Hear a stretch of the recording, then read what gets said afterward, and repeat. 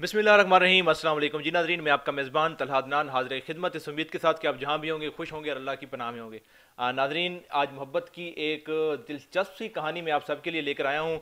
हमारी जो भाभी और मोहम्मद सरवर साहब हमारे साथ मौजूद हैं। इनकी जो मोहब्बत की जो दास्तान है वो एक समझें रास्ते से शुरू हुई, सफ़र से शुरू हुई और सफ़र से ही ये दोनों हम सफ़र बन गए। हमारी जो भाभी हैं, इनके जो वालिद साहब थे वो थोड़े बीमार थे, तो उस वजह से ये अपने चाचू के पास रहती थी। जब ये बड़ी हुई, जवान हुई, तो इनके चाचू ने ही इन पर बुरी नज़र डालना शुरू किया।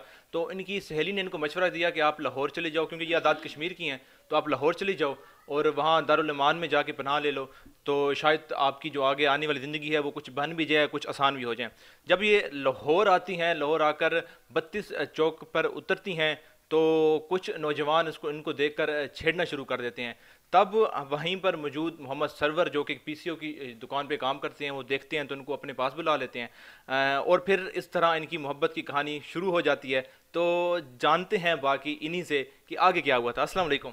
वालेकुम अस्सलाम। अच्छा, आप 32 चौक पर बैठे थे, आपने इनको देखा, उसके बाद फिर देख के आपके दिल में क्या हुआ, क्या ख्यालात अपने जहन में आए, वो सारे बता दें आज। ये सर, मैं ये बताना चाह रहा हूँ कि सबसे पहले ये जब उतरी हैं वहाँ पे, अक्सर लड़के जो होते हैं मतलब कि अकेली लड़की को देख के तंग करना शुरू कर देते हैं। और मैं अक्सर वहाँ पे जब भी कोई भी ऐसे किसी के साथ भी ऐसे चांस होता था ना, मेरी कोशिश होती थी कि उनको अपना दूँ। ठीक है, अल्लाह का खौफ होना चाहिए इंसान के अंदर। जी। ठीक है, तो मैंने खुदा खौफी की, मैंने इनको अपने पास बुलाया हाँ और जी। इनसे पूछा। मैंने कहा क्या मसला है आपको, कोई लेने आ रहा है, कोई रिश्तेदार वगैरह कोई लेने वगैरह तो नहीं आ रहा आपको। हाँ जी। इसने मेरे फिर मेरे को बताया मुझे इसने कि जी मेरी मैं घर से भाग के आई हूँ, हम्म। आज़ाद कश्मीर से आई हूँ, तो मुझे यहाँ पे दारुल मान का पता नहीं है। अच्छा। मैं फ़र्स्ट टाइम आई हूँ लाहौर, तो मुझे प्लीज़ अगर आपको दारुल मान का पता है तो मुझे प्लीज़ बता दें, अच्छा। तो या मुझे आप वहाँ पे छोड़ दें। अच्छा। ठीक है। इन्होंने फौरन ही आपको बता दी थी अपनी कहानी। हाँ जी ज़रा, जिधर जब मेरे पास आके बैठी हैं ना वहाँ पे, मतलब हाँ कि जी। इनको मैंने पानी वगैरह पिलाया, उसके बाद मैंने ये पूछा, हाँ तो जी। इन्होंने मुझे बताया सारी बात अपनी। अच्छा। क्योंकि उधर ज़्यादा देर हम खुद भी नहीं लेडीज़ को बिठा सकते, हाँ जी। क्योंकि अक्सर पुलिस वाले आ जाते हैं, वो भी तंग करते हैं कि भाई जी। आप ये क्यों बिठाई हुई हैं 2 घंटे से या तीन अच्छा। घंटे से। अच्छा, फिर ये आपकी दुकान पे आई। हाँ जी, दुकान पे आई हैं, तो इनसे मैंने पूछा सारी बात, तो इन्होंने मुझे बताई है हम्म। कि मैं ऐसे ऐसे ज़्यादा कश्मीर से आई हूँ, मेरे चाचू को ये जुल्म मेरे पे करते थे, ये सारा मसला था। हम्म। तो मेरे घर वाले भी ऐसे ही मसला, मतलब कि सारे काम भी करवाते थे, लेकिन फिर भी मेरी मुझे कोई इज्जत नहीं देते थे। अच्छा। तो मैंने इसलिए ये कदम उठाया। मतलब अगर कहें नौकरानी बना के रखो तो गलत नहीं होगा। जी जी, जी। मतलब कि नुकरानियों वाला इस बर्ताव करते थे वो सलूक इनके करते साथ। थे। हाँ हाँ जी। जी। ठीक है, तो उसके बाद इसने मतलब कि अपने घर से मतलब कि ये भाग के आ गई। तो हाँ जी। जब इधर मैंने मेरे पास आई हैं, फिर मैंने इनसे पूछ सारी बात वगैरह पूछ ली है। ठीक है, मेरे जो ताया अबू का बेटा था, जी। उसकी मतलब कि उधर फैमिली रहती थी। हाँ तो जी। मैंने इनसे पूछा, मैंने कहा अगर आप ना माइंड करें तो मैं आपको उधर मतलब कि छोड़ देता हूँ 1-2 दिन के लिए, जी। आप रिलैक्स हो जाएं, तो फिर मैं आपको दारुल मान भी छोड़ दूँगा। अच्छा। ठीक है, तो इसको फिर मैंने अपनी कहानी बताई थोड़ी सी। हम्म। मैंने कहा हमारे भी ऐसे हालात हैं, जी। मेरे शुरू से मतलब कि जो मेरे वाल साहब हैं, उसने मतलब कि आगे 7 शादियाँ भी की हुई हैं। और जब हम छोटे थे तो हमारी वालदा को उसने डिवोर्स दे दिया था कि ये बच्चे ही मजदूर पैदा कर रही हैं। हम्म। तो इसलिए फिर मैंने इसको सारी अपनी कहानी बताई है। अच्छा। ठीक है। तो फिर ये रजामंद होगी। अच्छा मेरी बहन, आप बताएं, आप जब लाहौर ज़ाहिर है आई थी, तो ज़ाहिर है घर से आप ज़ाहिर है भाग के आई थी, उनको पता नहीं था। तो ज़ाहिर है खातून ज़ाहिर है डरी हुई होती है कि अब मैं एक नए शहर में आ गई हूँ। आपकी मुलाकात इनसे हुई, मोहम्मद सरवर से, और आपने इनको फ़ौरन ही सारी बात बता दी। आपको इतना एतबार आ गया था इतने फ़ौरन इन पे? भैया एतबार का देखा ना, क्योंकि ये शहर में काम करते थे, चौक था उधर। तो मैंने इनको इसलिए बताया कि क्योंकि मुझे पता था कि यहाँ के रहायशी हैं, यहाँ पे काम कर रहे हैं, तो ज़ाहिर इनको हर चीज़ का पता होगा। हाँ जी। तो मैंने इनसे ये कहा था कि अगर आपको पता है तो मुझे वहाँ पे पहुँचा दें, क्योंकि मैंने वहाँ से सुना था कि ना दारुल हमान में जो है ना तहफ़्फ़ुज़ मिलता है औरतें। तो इस वजह से मैंने इनसे पूछा, मैंने कहा अगर आपको पता है उस जगह का तो मुझे प्लीज़ वहाँ पे ना भेज दें। जी। क्योंकि ये दुकान का काम कर रहे हैं, आपको पता है जब इंसान किसी जगह पे काम किसी जगह का रहायशी, तो उसको हर चीज़ के बारे में पता होता है। हाँ जी। तो इस वजह से मैंने इनको बता दिया, मैंने कहा ऐसी ऐसी बात है, इस तरह से मैं इस मकसद के लिए आई हूँ, तो अगर आपको पता मुझे वहाँ पे भेज दें। हाँ जी। अच्छा, फिर उसके बाद जब इन्होंने आपको इनकार किया कि दारुल अमान में भी आप महफूज नहीं होंगी, तो फिर जब इन्होंने ऑफ़र की कि आप मेरे चाचू के घर रह लें, तो फिर आप रजामंद हो गई थी आसानी से, या आपको कुछ कायल करना पड़ा था? नहीं सर, ये है कि इसको मैंने ना मतलब कि एतबार दिया, मतलब कि मैंने कहा आपको किसी किस्म की परेशानी नहीं है, ठीक है, मैं आपको किसी अकेले कमरे में नहीं लेके जा रहा हूँ, आपको फैमिली के साथ रखूँगा, कोई ऐसा मसला नहीं है। मैं उधर आपके पास भी नहीं रहूँगा। मैं तो अच्छा। ज़ाहिर मैं अपनी इधर ड्यूटी करता हूँ, 24 घंटे मैं पीसीओ के ऊपर बैठता था। हाँ जी। ठीक है, मैं कहा ये है कि मैं अपने भाई को बुला लेता हूँ, बड़े को, जी। ठीक है, वो आपको इधर से रिक्शा करवा के तो घर ले जाएगा। मैं अच्छा। खुद भी आपके साथ नहीं जाऊँगा। अच्छा अच्छा, आपने पहले पनाह देने का सोचा, फिर उससे शादी का कैसे आपके जहन में आया, या इन्होंने आपको कहा, या आपको किसी अपने रिश्तेदार ने कहा कि ये भी ज़ाहिर है भाग के आई हैं और इनका भी कोई नहीं है और आपका भी कोई नहीं है, तो आप दोनों शादी कर लें? नहीं सर, मेरे ये खुद के जहन में आया था। मैंने सोचा कि ये भी बेचारी बहुत मुश्किलों से गुजरी है, जी। तो हमारे ऊपर भी हालात बहुत मुश्किल रहे हैं कि यहाँ तक कि हम सड़कों पे भी सोते रहे हैं, पार्कों में भी सोते रहे हैं। हाँ जी। ठीक है, तो मैंने सोचा कि मैं इनसे अगर पूछ लेता हूँ तो कोई हर्ज तो नहीं है ना। हाँ जी। अगर ये ना मानेगी तो मैं इनको जहाँ पे ये कहेंगी वहाँ पे अच्छा, छोड़ आपके देंगे। दिल में ये बात नहीं आई कि क्योंकि आपने पनाह दिया हुआ था, तो फिर उसके बाद आप शादी का भी कह रहे थे, तो आपके दिल में नहीं है वो ये ना सोचें कि अब पनाह दे के ये पता नहीं क्या कह रहा है? नहीं सर, मैंने वो बात ठीक है सोची हुई थी ज़रूर, हाँ जी। लेकिन मैंने ये सोचा कि ये अगर उधर भी चले जाएंगी तो उधर भी महफूज नहीं रहेंगी। जी। तो मैंने तो अल्लाह को सिर्फ राज़ी करने के लिए मैंने कहा चलो यार, अल्लाह भी राज़ी हो जाएगा और इंसान भी राज़ी हो जाएगा। अच्छा अच्छा, आप रजामंद हो गई थी आसानी से, या किस तरह इन्होंने आपको कायल किस तरह किया था? भैया बहुत मुश्किल था मेरे लिए, क्योंकि मुझे अपने जो रिश्तों ने है ना वो बहुत से धोखे जो थे, मेरे लिए ट्रस्ट करना बहुत मुश्किल हो रहा था। लेकिन जो जब इनके ना कज़न आए मेरे पास, उनकी भाभी आई है, कज़न की वाइफ जो थी वो आई हैं, तो इनकी भी मैंने कहानी सुनी। तो फिर मैंने अपने जहन पे बहुत ज़्यादा जोर डाला कि जब मैं दारुल माम में भी तहफ़्फ़ुज़ में नहीं रह सकती, जिस तहफ़्फ़ुज़ को लेने के लिए मैं वहाँ से घर से कदम निकला, वो तहफ़्फ़ुज़ मुझे वहाँ पे भी नहीं मिल रहा। तो एक शख्स अगर मुझे तहफ़्फ़ुज़ दे रहा है, अपनी इज्जत बना रहा है, तो वो ज़ाहिर है वो गलत नहीं है। फिर बहुत ज़्यादा सोचने के बाद मैंने कहा नहीं, अगर ये इंसान मुझे तहफ़्फ़ुज़ दे रहा है ना, तो मुझे इज्जत से बैठ इसकी बीवी बन जाना चाहिए, क्योंकि आगे भी अगर मैं जाऊंगी तो शायद मेरे लिए और मुश्किल, या फिर शायद मेरे साथ इससे भी ज़्यादा बुरा हो जो हो सकता है। अच्छा। तो फिर मैंने सोचा कि अगर मुझे ये प्रपोज कर रहे हैं तो इनकी भी कहानी एक है, ये भी ऐसे ही पले बड़े हैं, मेरी भी यही, मैं भी ऐसे माँ बाप के बगैर पली बड़ी हूँ, और दूसरा इतनी टेंशन से गुजरी हूँ।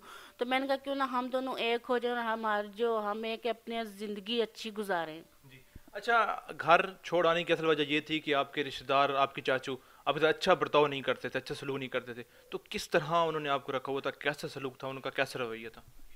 भैया रवैया कि ये बस नौकरानी वाला था, ये काम वगैरह सब करती थी, मुझे काम की कोई टेंशन नहीं थी। जी। क्योंकि काम तो इंसान हर औरत करती है, हर बेटी करती है, हर जी। बहू करती है।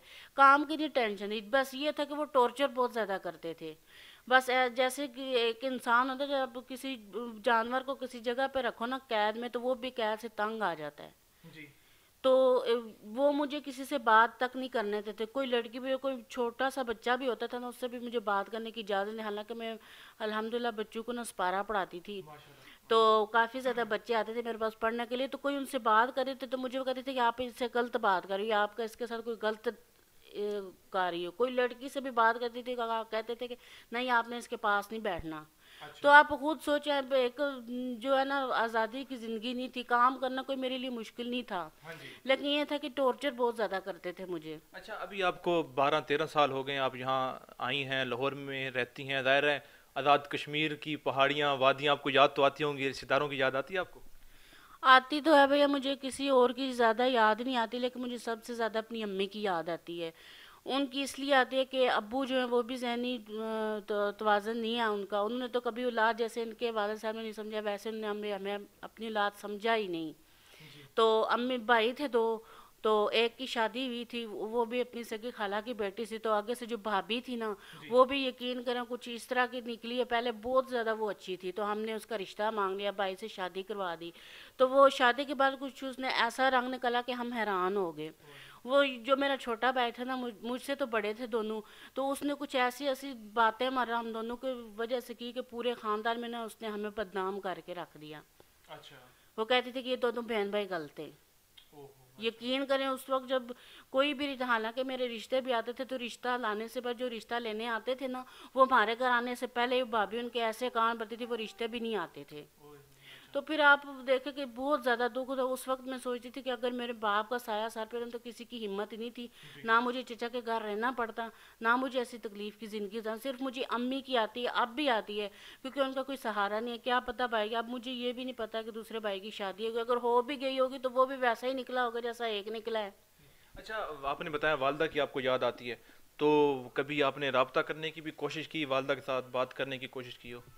भैया मेरे पास उनका नंबर किसी का नहीं है, सीधी बात है, मेरे पास मोबाइल था नहीं, तो मेरे पास किसी का एड्रेस का पता हो तो कभी आपने ख़त लिखने की कोशिश की हो कि वालदा के साथ किसी तरीके रब्ता हो, वालदा को मैं बताऊं कि मैं खैरियत से हूँ और वालदा की खैरियत भी मैं पूछ लूँ?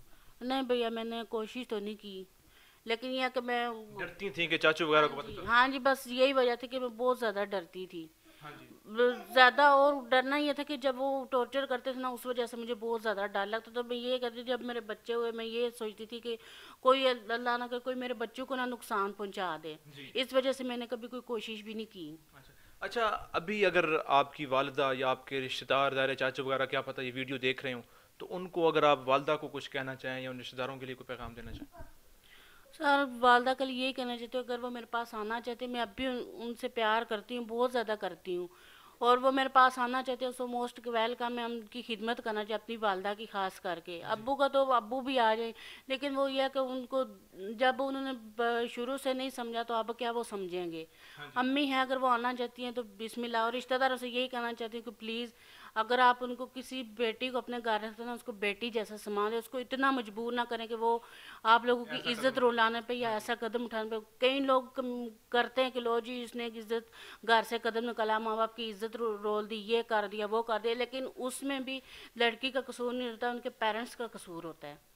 अच्छा सरवर साहब, अगर इनके रिश्तेदार या इनकी वालदा राब्ता करती हैं और यहाँ वो कहती हैं कि मैं अपनी बेटी के पास रहना चाहती हूँ, तो आप इजाज़त देंगे, या ये वो कहें कि कुछ अरसा के लिए आप हमें अपनी बेटी दे दें वहाँ, तो क्या आप क्या करेंगे? आप उनको यहाँ रहने देंगे या इनको कुछ अरसा के लिए अपनी वालदा के पास भेजेंगे? नहीं सर, अगर वो अच्छे तरीके से आएंगे तो मुझे कोई इतराज़ नहीं है, यहाँ पे रहें। मैं वो हमारी भी वालदा है, कोई ऐसी बात नहीं है। जी। हम उनको कोई इस मतलब कोई ऐसा कोई भी नुकसान ना हम पहुँचाना चाहते हैं, ना इंशाल्लाह पहुँचाएंगे, जी। तो उनकी खिदमत करेंगे इंशाल्लाह। हाँ जी। अच्छा, अगर आप कहते हैं कि मतलब वो फुल तसल्ली कराएं, अगर लेके जाना चाहे फुल तसल्ली कराएं, तो फिर आप उनको जाने की इजाज़त भी दे देंगे? जी जी, मैं ज़ाहिर सी बात है, मुझे कोई तहफ़्फ़ुज़ मिलेगा तो मैं ज़ाहिर इनको जाने की इजाज़त दूंगा। हाँ जी। अगर मुझे वो कोई तहफ़्फ़ुज़ नहीं देंगे हाँ तो जी। मैं कैसे जाने की इजाज़त दे दूँ? मैं मैंने अभी जाने की बात की, आपकी आंखों में हल्के हल्के आंसू भी आ गए, अभी डर गया। बस सर, बच्चों का ज़ाहिर प्यार होता है इंसान का, हर किसी का मतलब होता है। ये तो नहीं कि मुझे ज़ाहिर है, मुझे ये बच्चे जो हैं मेरे लिए सब कुछ हैं,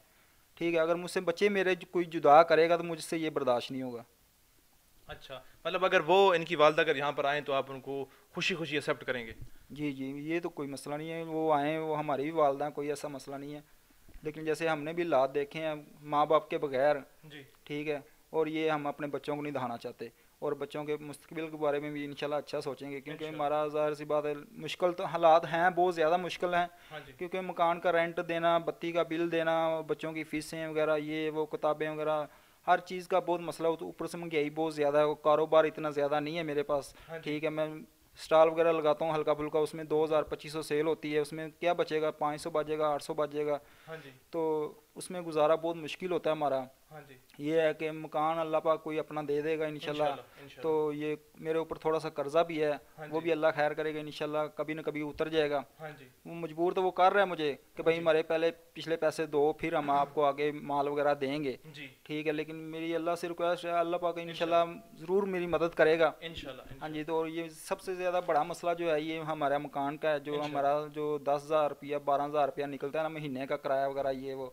जी। तो ये बहुत मुश्किल है। अगर ये मसला हल हो जाए ना हमारा, 2 मरले का चाहे अल्लाह पाक दे दे हमें घर, इंशाल्लाह। तो हमारे बच्चे के जो है ना सुकून से चलो नीचे बैठ जाएंगे। हमें जो 6 महीने बाद, साल बाद मकान चेंज करना पड़ता है, दिहाड़ी पे मजदूर लगा के, आपको पता है मैं तो कुछ भी नहीं कर सकता, ना मैं चल सकता हूँ, ना मैं, ये देखें ना मेरा हाथ इससे ज़्यादा ऊपर भी नहीं जाता, जी। यहाँ से ज़्यादा ऊपर हाथ मैं खुद नहीं कर सकता, जी। ठीक है। हाँ जी। तो मैं सामान कैसे उठाऊँगा? मुझे दिहाड़ी पे मजदूर लगाना पड़ता है, 1000-1500 उसको देना पड़ता है, फिर वो सामान वगैरह हमारा शिफ्ट करते हैं। हाँ जी। तो ये बहुत मुश्किल होती है, क्योंकि हर कोई माल मकान है ना, उसको कोई 1000 रुपया ज़्यादा किराया देगा, जी। वो हमें जवाब दे देगा भाई हमारा मकान बिक गया है या ये मसला हो गया है, आप मकान खाली कर दें हमारा। जी। तो ये चलें बहुत ज़्यादा सरवर साहब, मसला अल्लाह होता पाक आपके लिए आसानियाँ पैदा करें। जैसे आपने बताया आपकी माली हर हालत कमज़ोर है, उस तरह मजबूत नहीं है। आजकल के जो नौजवान हैं, चाहे वो मर्द हो या औरत हो, उनका यही शादी करें तो उनका यही ध्यान में होता है कि वो मालदार, आजकल लड़की भी कहते हैं कि मालदार लड़की से, और लड़की भी कहती है कि मालदार लड़का और खूबसूरत भी हो। तो आप दोनों, मतलब आपने बताया माली हालत आपकी उस तरह मजबूत नहीं, उसके बावजूद भी आप दोनों माशाल्लाह माशाल्लाह खुशी से रह रहे हैं। तो इसका राज आप हमारे ऑडियंस को बता दें। सर। ये हमारा राज यही है कि हम ना तो किसी से भीख मांगते हैं, चाहे हम मजबूर ही हैं, लेकिन जब भी मांगेंगे अल्लाह से ही मांगेंगे, इंशाल्लाह अल्लाह हमारी मदद करेगा। ठीक है। तो चाहे हमारे पास थोड़ी सी होती है, 500-700 भी होता है, तो हम उसमें भी गुजारा कर लेते हैं। अगर हमें भूखा भी रहना पड़ जाए किसी दिन, तो हम भूखा रह लेते हैं। जी। लेकिन हम अपनी कोशिश करते हैं कि बच्चों को जो है ना, इनको ना भूखा रखें। जी। ठीक है। बच्चों की तो हम हर ख्वाहिश दिल की पूरी करते हैं, अगर ये जो भी कहें हम, लेकिन इनका हर ख्वाहिश पूरी करते हैं। अच्छा मेरी बहन, आप थोड़ा सा पैगाम उन ख़वातीन को, चंद उन ख़वातीन को जो दौलत के पीछे या खूबसूरती के पीछे, आसाइश के पीछे भागती हैं, तो आप ज़ाहिर है माली हालत उन्होंने बताया आपकी उस तरह उनकी मजबूत नहीं है, फिर भी आप माशाल्लाह माशाल्लाह खुश दोनों रह रहे हैं, तो उन ख़वातीन को अगर कोई पैगाम आप देना चाहें। भैया हर चीज़ दौलत तो नहीं होती ना।